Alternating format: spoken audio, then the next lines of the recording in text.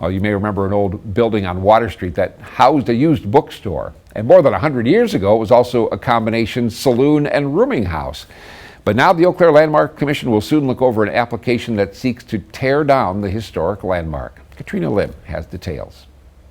The Landmarks Commission received a Certificate of Appropriateness, or COA, application to raise the 140-year-old Ottawa House at 602 Water Street. Since the building is landmarked on national and local registers of historic places, it needs a COA approved before it can be demolished. The structure here is so deteriorated that it's very difficult to reinvest in this, and the owner has shown good faith to try to do that with a new roof and trying to do new windows and everything. And so with all things considered, it really looks like it might be a property that is worthy of a demolition. The Ottawa House was built in 1882 and represents one of the last examples of Eau Claire's history of boomtown architecture. It has a false front facade that mimics a second floor. Whenever we lose a structure that represents, especially our early days in the city, that's a loss, right? And so that's not ideal.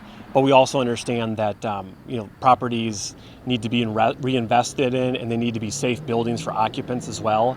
And so this building, with its structural issues and wall issues, there's just a lot of deficiencies. An architect recently inspected the property and found major structural deficiencies, including foundation, wall, and joist problems. Similar concerns were identified by the city's deputy fire chief before the structure was landmarked in 1985. The city assessed the building at $10,000 due to its poor condition. Our understanding is that the current building owner would actually like to duplicate something that would look historic and very similar to the Ottawa House that we have here.